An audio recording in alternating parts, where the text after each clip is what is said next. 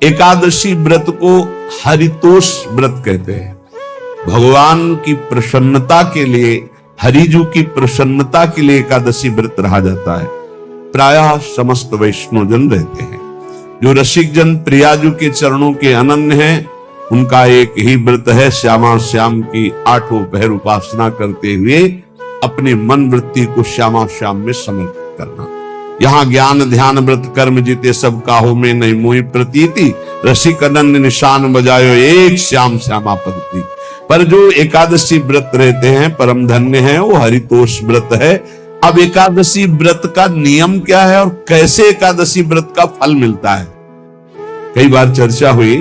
बहुत सुंदर तस्मात् शास्त्रम प्रमाणम थे, शास्त्र प्रमाण के अनुसार श्री सनातन मुनि बोल रहे हैं, अथ ते नियमान वच्मि व्रते ह्रस्मिन् दिनत्रये, कास्यम मानुषम मसूरान्नम चणकान को द्रवास्तथा, शाकम मधुपरान्नम च पुनर्भोजन मैथुने, दशम्याम 10 वस्तूनि वर्जयेत वैष्णवः सदा। जिसे एकादशी रहनी हो और एकादशी का फल प्राप्त करना हो, उसको ये नियम पालन करना चाहिए। अथ ते नियमान वच्मि व्रते ह्रस्मिन् दिनत्रये, उसको 3 दिन, एक तो दशमी और एक द्वादशी और फिर बीच में एकादशी, उसको 3 दिन संयम में रहना होता है, तब बीच की एकादशी का उसे फल प्राप्त होता है। जिसे एकादशी व्रत रहना हो, उसका नियम है कि दशमी के दिन कांसे के पात्र का त्याग करे। वैष्णव सिद्धांत है कि कभी जिसमें मांस बना उस रसोई का भोजन न ग्रहण करे। मसूर की दाल, चना की दाल, कोदो और कोई भी शाक, शहद, दूसरों का अन्न, दोबारा भोजन और मैथुन, ये दशमी के दिन त्याग दे। एक बार दशमी के दिन भोजन करे 24 घंटे में, क्योंकि एकादशी रहना है। कांसे का पात्र, जिस रसोई में मांस बना उसके भोजन का त्याग, मसूर की दाल, चना, कोदो, शाक, मधु अर्थात शहद और दूसरे के द्वारा दिया हुआ भोजन और दोबारा भोजन और मैथुन क्रिया, इनका दशमी के दिन कभी भी प्रयोग ना करें। इन 10 वस्तुओं से वैष्णव दूर रहे दशमी के दिन। फिर एकादशी के व्रत में, ये पीछे तो हम वर्णन कर ही चुके हैं, कहीं नहीं आया या कुटू का कचौड़ी पकौड़ी और सिंघाड़ा का हलवा और सावा, ये दुनिया के खीर और सब। एकादशी के दिन किसी भी तरह की गेम आदि क्रीड़ा ना खेले। जैसे अब आज व्रत है तो बैठे हैं अपना मोबाइल में गेम खेल रहे हैं, ऐसा कोई भी क्रीड़ा नहीं। द्वैत क्रीड़ा, किसी भी तरह का गेम, ये सब खेल नहीं। द्वैत क्रीड़ाम च निद्राम च तांबूलम दंत धावनम, परापवादम पैशून्यम स्तेयम हिंसाम तथा रतिन, कोपम हनत वाक्यम च एकादश्याम विवर्जयेत। एकादशी के दिन उपासक को चाहिए कि वो किसी भी तरह की क्रीड़ा, मनोरंजन बिल्कुल नहीं। चनिद्राम, नींद नहीं लेनी उसको, न दिन में न रात में। एकादशी व्रत, और प्रायः पुराने महापुरुषों ने ऐसा किया है। रामदास जी डाकोर के रात में जाते थे, रणछोड़ भगवान के यहाँ कीर्तन करते थे। तभी तो भगवान उनके कीर्तन पर, उनकी भक्ति पर रीछ कर गाड़ी में बैठकर उनके साथ आए थे। पूरी रात जगकर कीर्तन करना, दिन में तो सोना ही निषेध है। द्वैत क्रीड़ाम च निद्राम च तांबूलम, पान खाना निषेध है। एकादशी को बिल्कुल नहीं, जो व्रत रह रहे।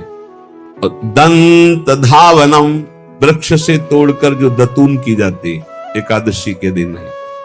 परापवादम, दूसरे की निंदा करना, चर्चा करना नहीं, अर्थात अधिकतर मौन व्रत धारण करे एकादशी के दिन।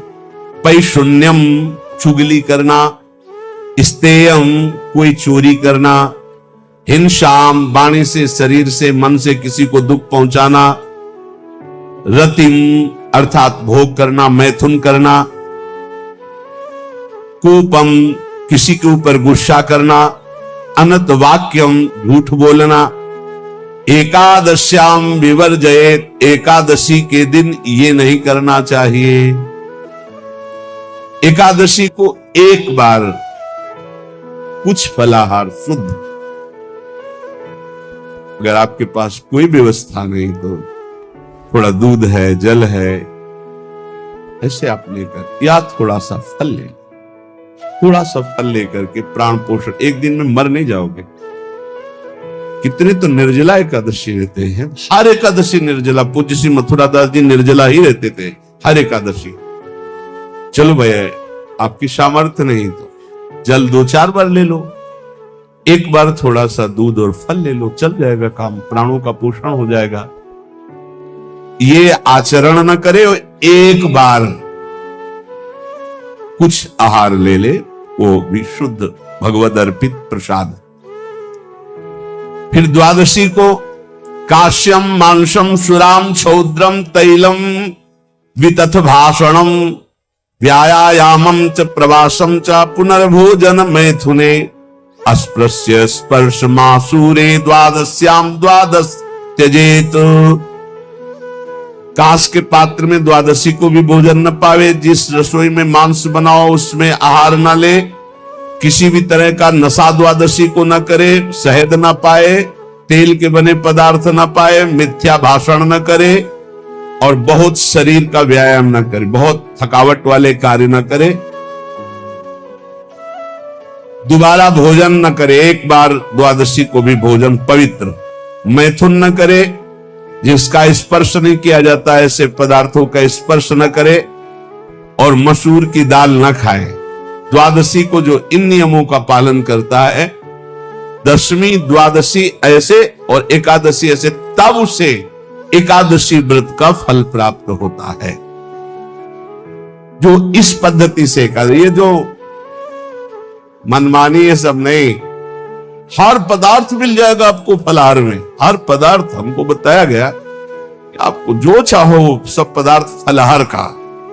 अरे हरितोष व्रत है तो हरि प्रसन्नता के लिए एक दिन भूखे रहने बहुत आनंद आता है। पहले भगवत कृपा से ऐसी गंगा जल पी करके कुछ दिन, फिर कभी कभी निर्जला एकादशी का भी आनंद। बड़े संन्यास मार्ग में थे तो बड़े संयम से सब शास्त्रीय पद्धतियों का निर्वाह होता था।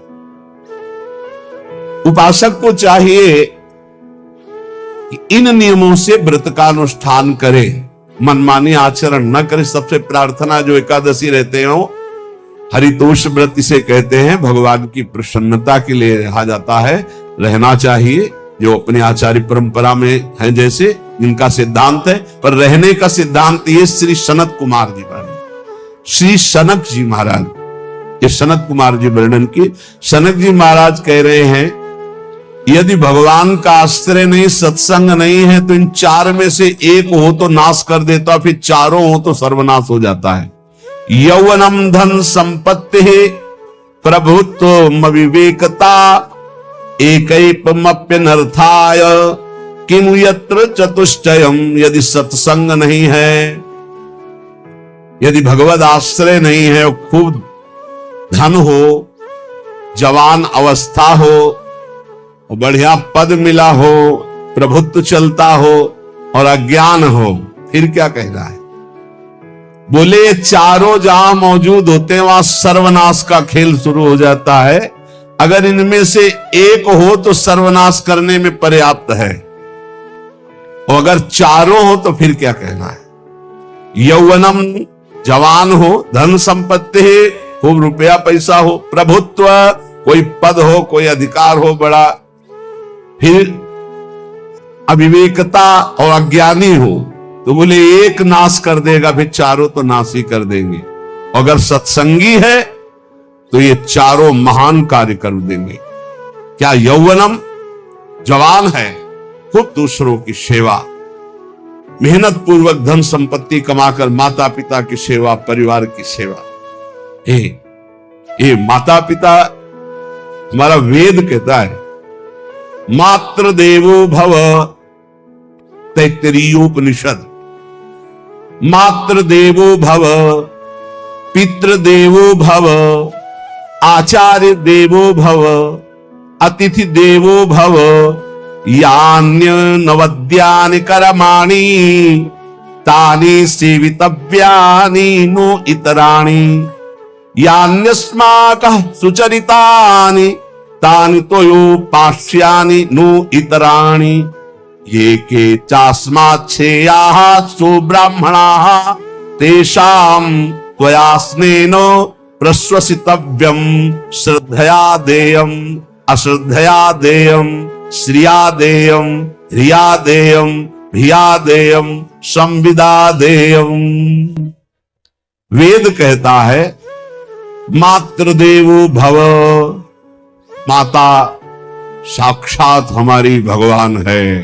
देव हरि को कहते, केशव देव इसे कहा, हरि को कहते, गोविंद देव, मातृ देव, माता भगवान है। हे धिक्कार है उन पुत्रों को जो अपने माता के द्वारा पोषित किए हुए शरीर से हाथ उठाते हैं अपने माता पिता के ऊपर। नरक में तुम्हारी जो दुर्दशा होगी भोगोगे। एक हमको दिखाया गया दृश्य कि अपनी माता की कोख में लात मारता, थप्पड़ मारता है, पिता बैठा उसको लात मारता है, थप्पड़ मारता है, बाल घसीट कर गेट तक माता को ले जाता है।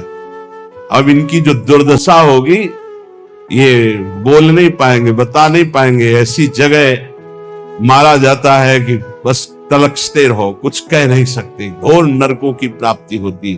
वेद कहता, तैत्तरीयोपनिषद, मातृ देवो भव, ध्यान से सुन लो, सत्संग है, ये माता साक्षात भगवान है। अगर तुमने मारा वाह भर करके इसके आंसू गिरे, जितने आंसुओं की बूंद से भूमि के कण भींजेंगे उतने कल्प तक नरक भोगोगे। ध्यान रखना, तुम्हारा कभी यश, कभी कीर्ति, कभी श्री, कभी हिरी, ये कभी तुम्हारे उदय नहीं हो सकती। तुम्हारा सर्वनाश हो जाएगा अगर मां पे हाथ उठाया। पितृदेवो भव, पिता साक्षात भगवान है।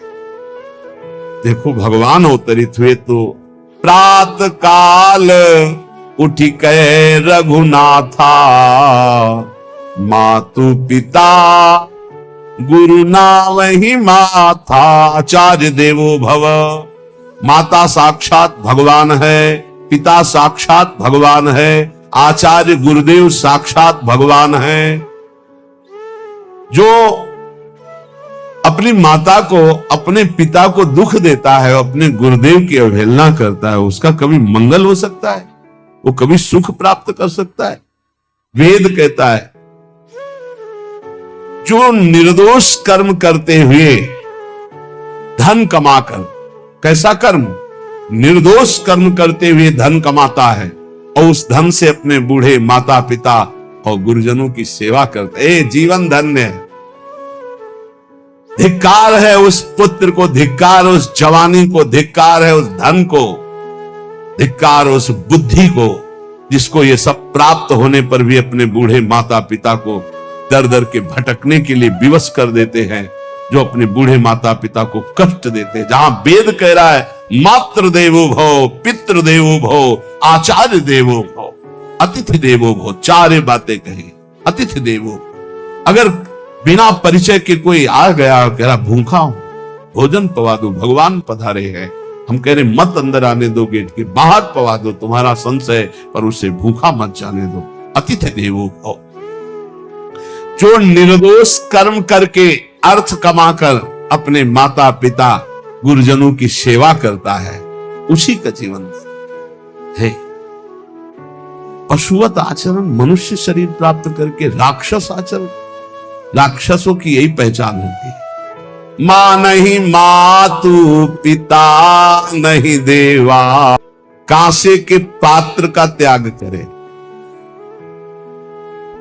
वैष्णव सिद्धांत है कि कभी जिसमें मांस बना उस रसोई का भोजन न ग्रहण करे।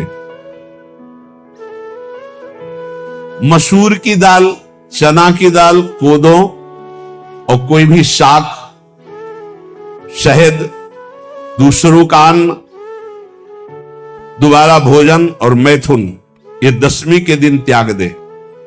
एक बार दशमी के दिन भोजन करे 24 घंटे में, क्योंकि एकादशी रहना है।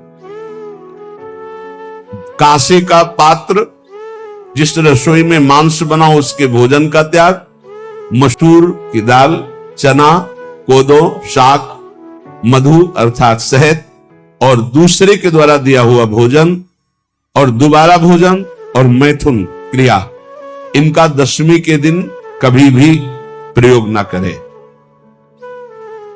इन 10 वस्तुओं से वैष्णव दूर रहे दशमी के दिन। फिर एकादशी के व्रत में, ये पीछे तो हम वर्णन कर ही चुके हैं, कहीं नहीं आया या कुटू का कचौड़ी पकौड़ी और सिंघाड़ा का हलवा और ये दुनिया के खीर और सब। एकादशी के दिन किसी भी तरह की गेम आदि क्रीड़ा ना खेले। जैसे अब आज व्रत है तो बैठे हैं अपना मोबाइल में गेम खेल रहे हैं, ऐसा कोई भी क्रीड़ा नहीं। द्यूत क्रीड़ा, किसी भी तरह का गेम, ये सब खेल नहीं। द्यूत क्रीड़ाम च निद्राम च तांबूलम दंत धावनम परापवादम पैशून्यम स्तेयम हिंसाम तथा रतिम कोपम हृतवाक्यम च एकादश्याम विवर्जयेत्। एकादशी के दिन उपासक को चाहिए कि वो किसी भी तरह की क्रीड़ा, मनोरंजन बिल्कुल नहीं। चनिद्राम, नींद नहीं लेनी इसको, न दिन में न रात में। एकादशी व्रत, और प्रायः पुराने महापुरुषों ने ऐसा किया है। रामदास जी डाकोर के रात में जाते थे, रणछोड़ भगवान के यहां कीर्तन करते थे जाकर। तभी तो भगवान उनके कीर्तन पर, उनकी भक्ति पर रीछ कर गाड़ी में बैठकर उनके साथ आए थे। पूरी रात जगकर कीर्तन करना, दिन में तो सोना ही निषेध है। द्यूत क्रीड़ाम च निद्राम च तांबूलम, पान खाना निषेध है एकादशी को, बिल्कुल नहीं, जो व्रत रह रहे। दंत धावनम, वृक्ष से तोड़कर जो दतून की जाती है एकादशी के दिन है। परापवादम, दूसरे की निंदा करना, चर्चा करना नहीं, अर्थात अधिकतर मौन व्रत धारण करे एकादशी के दिन। पैशून्यम, चुगली करना। स्तेयम, कोई चोरी करना। हिंसाम, वाणी से, शरीर से, मन से किसी को दुख पहुंचाना। रतिम, अर्थात भोग करना, मैथुन करना। कोपम, किसी के ऊपर गुस्सा करना। अनत वाक्यम, झूठ बोलना। एकादश्याम विवर्जयेत्, एकादशी के दिन ये नहीं करना चाहिए। एकादशी को एक बार कुछ फलाहार शुद्ध, अगर आपके पास कोई व्यवस्था नहीं तो थोड़ा दूध है, जल है, ऐसे आप लेकर, या थोड़ा सा फल ले, थोड़ा सा फल लेकर के प्राण पोषण, एक दिन में मर नहीं जाओगे। कितने तो निर्जला एकादशी रहते हैं, हर एकादशी निर्जला। पूज्य श्री मथुरादास जी निर्जला ही रहते थे हर एकादशी। चलो भैया, आपकी सामर्थ्य नहीं, जल 2-4 बार ले लो, एक बार थोड़ा सा दूध और फल ले लो, चल जाएगा काम, प्राणों का पोषण हो जाएगा। ये आचरण न करे, एक बार कुछ आहार ले ले, वो भी शुद्ध भगवद अर्पित प्रसाद। फिर द्वादशी को काश्यम मांसम सुराम छौद्रम तैलम वितथ भाषणम व्यायामं च प्रवासं च पुनर्भोजन मैथुने अस्पृश्य स्पर्श मासूरे द्वादश्यां द्वादश त्यजेत।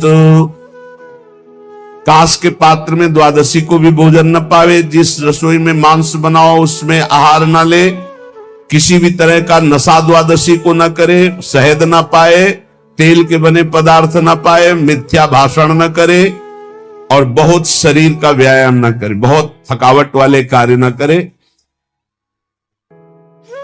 दोबारा भोजन न करे, एक बार द्वादशी को भी भोजन पवित्र, मैथुन न करे, जिसका स्पर्श नहीं किया जाता ऐसे पदार्थों का स्पर्श न करे और मसूर की दाल न खाए। द्वादशी को जो इन नियमों का पालन करता है, दशमी द्वादशी ऐसे और एकादशी ऐसे, तब उसे एकादशी व्रत का फल प्राप्त होता है। जो इस पद्धति से एकादशी, ये जो मनमानी है सब नहीं, हर पदार्थ मिल जाएगा आपको फलाहार में, हर पदार्थ हमको बताया गया कि आपको जो चाहो सब पदार्थ फलाहार का। अरे हरितोष व्रत है तो हरि प्रसन्नता के लिए एक दिन भूखे रहने बहुत आनंद आता है। पहले भगवत कृपा से ऐसी गंगा जल पी करके कुछ दिन, फिर कभी कभी निर्जला एकादशी का भी आनंद, बड़े संन्यास मार्ग में थे तो बड़े संयम से सब शास्त्रीय पद्धतियों का निर्वाह होता। उपासक को चाहिए कि इन नियमों से व्रत का अनुष्ठान करे, मनमानी आचरण न करे। सबसे प्रार्थना जो एकादशी रहते हो, हरितोष व्रत इसे कहते हैं, भगवान की प्रसन्नता के लिए रहा जाता है, रहना चाहिए। जो अपनी आचार्य परंपरा में है, जैसे जिनका सिद्धांत है, पर रहने का सिद्धांत ये श्री सनत कुमार जी वर्णन, श्री सनक जी महाराज, ये सनत कुमार जी वर्णन की। सनक जी महाराज कह रहे हैं, यदि भगवान का आश्रय नहीं, सत्संग नहीं है, तो इन चार में से एक हो तो नाश कर देता, फिर चारों हो तो सर्वनाश हो जाता है। यौवनम धन संपत्ति प्रभुत्व विवेकता एकैपमप्यनर्थाय किमु यत्र चतुष्टयम। यदि सत्संग नहीं है, यदि भगवद आश्रय नहीं है, खूब धन हो, जवान अवस्था हो, बढ़िया पद मिला हो, प्रभुत्व चलता हो और अज्ञान हो, फिर क्या कहना है? बोले चारों जहां मौजूद होते हैं वहां सर्वनाश का खेल शुरू हो जाता है। अगर इनमें से एक हो तो सर्वनाश करने में पर्याप्त है, और अगर चारों हो तो फिर क्या कहना है? यौवनम जवान हो, धन संपत्ति, खूब रुपया पैसा हो, प्रभुत्व, कोई पद हो, कोई अधिकार हो बड़ा, फिर अविवेकता और अज्ञानी हो, तो बोले एक नाश कर देगा, फिर चारों तो नाश ही कर देंगे। अगर सत्संगी है तो ये चारों महान कार्य कर देंगे। क्या यौवनम, जवान है, खूब दूसरों की सेवा, मेहनत पूर्वक धन संपत्ति कमाकर माता पिता की सेवा, परिवार की सेवा। ये माता पिता, हमारा वेद कहता है मातृ देवो भव, तैत्तरीयोपनिषद, मातृ देवो भव, पितृ देवो भव, आचार्य देवो भव, अतिथि देवो भव, यान्य नवद्यानि कर्माणि तानि सेवितव्यानि नो इतराणि, यान्यस्माकः सुचरितानि तानि तोयोपास्यानि नो इतराणि, ये के चास्माच्छेयाः सो ब्राह्मणाः तेषां त्वया स्नेन प्रश्वसितव्यं, श्रद्धया देयं अश्रद्धया देयं, श्रिया देयं ह्रिया देयं भिया देयं संविदा देयं। वेद कहता है मातृदेवो भव, माता साक्षात हमारी भगवान है। देव हरि को कहते, केशव देव इसे कहा, हरि को कहते गोविंद देव। मातृ देव, माता भगवान है। हे धिक्कार है उन पुत्रों को जो अपने माता के द्वारा पोषित किए हुए शरीर से हाथ उठाते हैं अपने माता पिता के ऊपर, नरक में तुम्हारी जो दुर्दशा होगी भोगोगे। एक हमको दिखाया गया दृश्य कि अपनी माता की कोख में लात मारता है, थप्पड़ मारता है, पिता बैठा है उसको लात मारता है, थप्पड़ मारता है, बाल घसीट कर गेट तक माता को ले जाता है। अब इनकी जो दुर्दशा होगी ये बोल नहीं पाएंगे, बता नहीं पाएंगे। ऐसी जगह मारा जाता है कि बस तलकते रहो, कुछ कह नहीं सकते, घोर नरकों की प्राप्ति होती। वेद कहता, तैत्तिरीयोपनिषद, मातृ देवो भव, ध्यान से सुन लो, सत्संग है, ये माता साक्षात भगवान है। अगर तुमने मारा, वाह भर करके इसके आंसू गिरे, जितने आंसुओं की बूंद से भूमि के कण भींजेंगे उतने कल्प तक नरक भोगोगे। ध्यान रखना, तुम्हारा कभी यश, कभी कीर्ति, कभी श्री, कभी हिरी, ये कभी तुम्हारे उदय नहीं हो सकती। तुम्हारा सर्वनाश हो जाएगा अगर मां पे हाथ उठाया। पितृदेवो भव, पिता साक्षात भगवान है। देखो भगवान अवतरित हुए तो प्रात काल उठी कहे रघुनाथा, मातु पिता गुरु नाम ही माथा। आचार्य देवो भव, माता साक्षात भगवान है, पिता साक्षात भगवान है, आचार्य गुरुदेव साक्षात भगवान है। जो अपनी माता को, अपने पिता को दुख देता है, अपने गुरुदेव की अवहेलना करता है, उसका कभी मंगल हो सकता है? वो कभी सुख प्राप्त कर सकता है? वेद कहता है जो निर्दोष कर्म करते हुए धन कमाकर, कैसा कर्म? निर्दोष कर्म करते हुए धन कमाता है और उस धन से अपने बूढ़े माता पिता और गुरुजनों की सेवा करते, जीवन धन्य है। धिक्कार है उस पुत्र को, धिक्कार उस जवानी को, धिक्कार है उस धन को, धिक्कार उस बुद्धि को जिसको ये सब प्राप्त होने पर भी अपने बूढ़े माता पिता को दर दर के भटकने के लिए विवश कर देते हैं, जो अपने बूढ़े माता पिता को कष्ट देते हैं। जहां वेद कह रहा है मातृ देवो भव, पितृ देवो भव, आचार्य देवो भव, अतिथि देवो भव, चार बातें कही।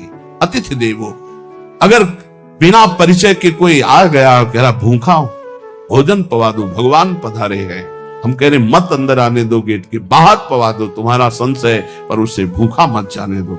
अतिथि देवो भव, जो निर्दोष कर्म करके अर्थ कमाकर अपने माता पिता गुरुजनों की सेवा करता है, उसी का जीवन है। पशुवत आचरण, मनुष्य शरीर प्राप्त करके राक्षस आचरण, राक्षसों की यही पहचान होती है। मां नहीं मातु, पिता नहीं देवा, साधुन ते करवा वही सेवा। तुम्हारे जो पुण्य है ना सब भस्म हो जाएंगे, आप खिलवाड़ मत समझो। वो विरक्त है, भले तुम्हें नौजवान दिखाई दे रहा है, वो शरणागत है, जो आचार्य ने मंत्र दिया वही गुरु परंपरा से चला रहा, वही मंत्र उसमें, आप उसको बोल रहे हमारे लिए कुर्सी डालो, पैंट शर्ट पहने हो, कुर्सी डालो। हाँ, आप असमर्थ हो तो हाथ जोड़कर प्रार्थना कीजिए कि बैठने में हमारी टांग टूट गई है, हम बैठ नहीं पा रहे हैं, क्या व्यवस्था हो सकती है क्या? याचना इस कोटि की। आदेश, बाबा जरा कुर्सी लाना, बाबा तो कुर्सी रख देंगे, आप उनको तुम भिक्षुक समझते हो, सारे सुकृत तुम्हारे नष्ट हो जाएं। ये जो संतों के द्वारा दिए हुए आसन में ये अयोग्य पुरुष बैठ जाते हैं ना, इनके सारे सुकृत नष्ट हो जाते हैं। ये क्या समझते हैं? तुरंत आसन दिया जाता है, किसी भी आओ, आसन को प्रणाम करके समेट कर रख दो। अगर आसन में बैठने की योग्यता आ रही, आसन में बैठने की योग्यता उसकी मानी जाती है जो सामने बैठा है, उस स्थिति का हो या उससे श्रेष्ठ हो।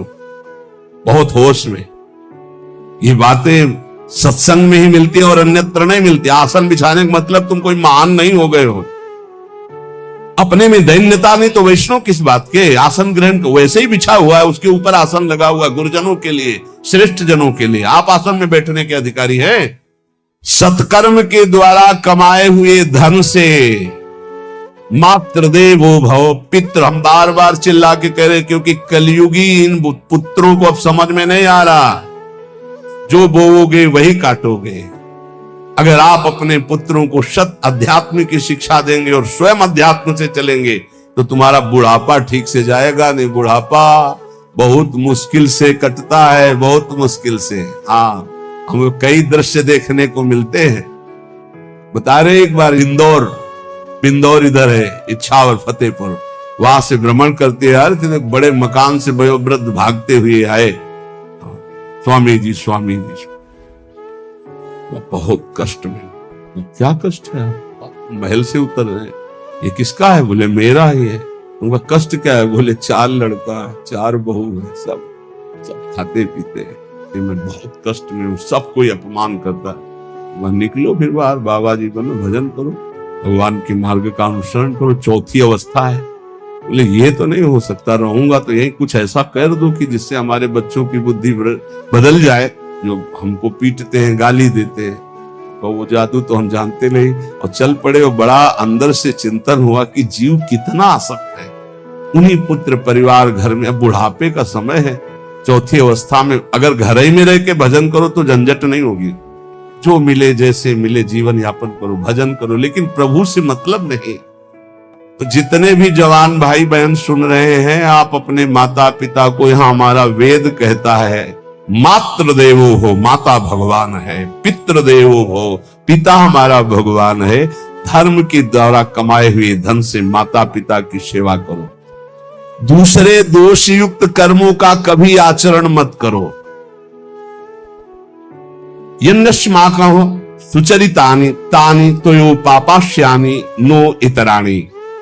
सुंदर आचरण करो जो महापुरुषों के द्वारा विधान किए गए हैं, पाप आचरण कभी मत करो। हमारे आचरणों में से एक भी ऐसा आचरण नहीं होना चाहिए जो दूसरे को दुखी करके धन संपत्ति लेने वाला हो।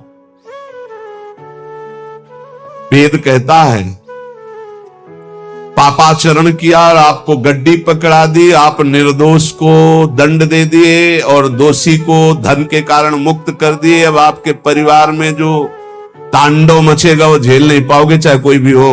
बहुत ध्यान से सुनना है, सत्संग है, ये शास्त्र है।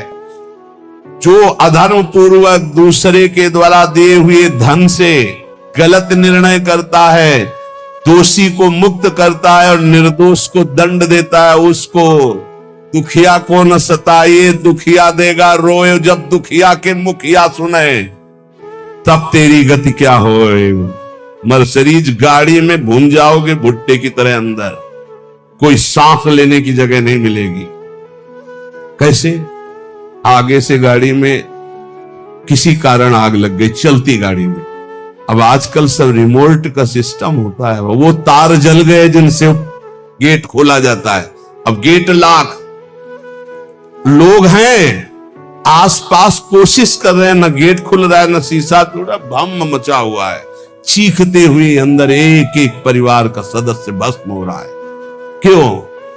किसी के परिवार को उजाड़ा तुमने, किसी के निर्दोष की तुमने दंड विधान किए हैं, पापाचरण किए, वो भोगना पड़ेगा। इसीलिए बार बार तुम्हें भयावह शब्दों से कहते हैं, कोई तुम्हें दंड नहीं देगा, तुम्हारे कर्म हर समय तुम्हारी खोपड़ी में सवार हो, वही तुम्हें दंड देंगे। इसलिए हमारा वेद कहता है यन्यस्माकः सुचरितानि तानि तोयो पापास्यानि नो इतराणि। जिसमें महापुरुष विधान किए हैं कि ये आचरण करो वो सुकृत है, और जिसे मना करते ऐसे पापाचरण मत करो, कभी दूसरे का अहित मत करो। जो कोई भी हमसे श्रेष्ठ गुरुजन है उनका आदर करो, उनको आसन दो, उनको विविध पदार्थों से सुख पहुंचाओ, विश्राम कर लेने के बाद वार्ता करो। श्रद्धा पूर्वक माता पिता गुरुजन अतिथि इनकी सेवा करना परम धर्म है। अश्रद्धा पूर्वक इनको कभी मत बर्ताव करो। बोलना, भोजन, ले बूढ़े जनों को ऐसे देखा है, ऐसे बड़ा कर लो, तुम्हारी भी बुढ़ापा आएगी, पता नहीं आ पाएगी कि नहीं आ पाएगी। अगर आएगी तो बहुत बढ़िया आएगी, तुम्हें ऐसे सताएगी कि आप देख लेना। बहुत हमारा हृदय इस बात से पीड़ित हो जाता है कि मां के प्रति ऐसा बर्ताव, जिस मां ने इतना पिता की क्षमता से हजारों गुना बढ़कर माता का प्यार होता है। ऐसे माता को, ऐसे पिता को हमें तो लगता है रोज चरण धो के पीना चाहिए। भगवान साक्षात इनमें विराजमान है। भगवान सच्ची कहता हूं, सच्ची कहता हूं, जो अपने माता पिता को त्रास देते हैं भगवान भी रक्षा नहीं करेंगे, कोई दान पुण्य तुम्हारा काम नहीं आएगा, क्योंकि ऐसे महामहिम पूज्य माता पिता के प्रति आप ऐसा देखो। प्रार्थना करते चाहे गाली बकने वाले, गुस्सा करने वाले माता पिता हो, यदि वो चल नहीं पाते, वयोवृद्ध है, तो भगवान की तरह पूजा करो, उनके व्यवहार को मत देखो, तुम्हारा काम बन जाएगा, उनका आशीर्वाद आपको मिल जाएगा। आर्थिक स्थिति के अनुसार अतिथि की सेवा करो, गुरुजनों की सेवा करो, भय से भी युक्त होकर सेवा करो। अधिकार है माता पिता का, गुरुजनों का, यदि आप सेवा नहीं करोगे तो अपराध लगेगा। इतना बड़ा शरीर पैदा किया है, लेवरी करो, रिक्शा चलाओ, उससे जो मिले अपने माता पिता की सेवा करो। तो यहां कह रहे कि ये चार अगर आपके पास हैं, इनका सदुपयोग नहीं हो। यौवनम धन संपत्ति प्रभुत्वम अविवेकता एकैपमप्यनर्थायम किमु यत्र चतुष्टयम। यदि धन है, जवानी है, आपका प्रभुत्व चलता है, बड़े पद में हो और अज्ञानी हो, एक तो सर्वनाश कर देता, फिर चारों हो तो सर्वनाश पक्का। और यदि कहीं भगवान का आश्रय मिल जाए, संत जनों, तो ये परम मंगलदायक है। अविवेक विवेक में बदल जाता है। जो धन है, इसकी तीन गतियां बताई गई है। दान भोग विनाशश्च राया शूर्गतस्त्रिधा।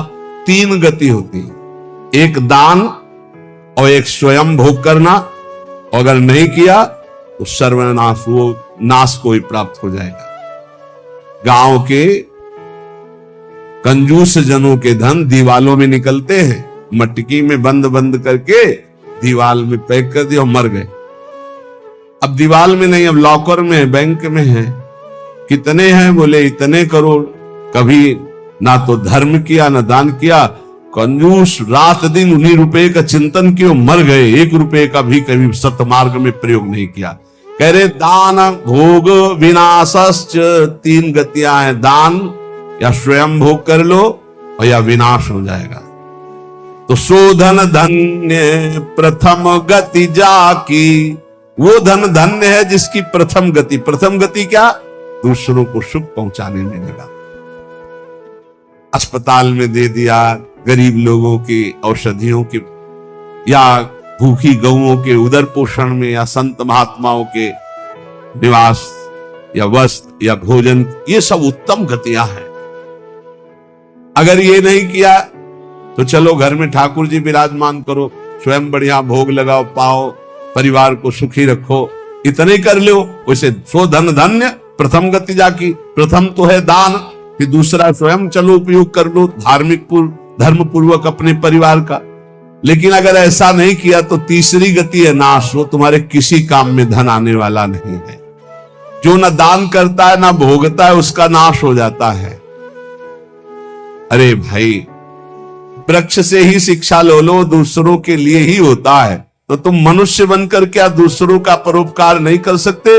यदि तुम जवान हो, तुम्हारे पास धन है, प्रभुत्व है, विवेक है, तो तुम पूरे राष्ट्र की सेवा की भावना जागृत करो। समाज में ही भगवान विराजमान है।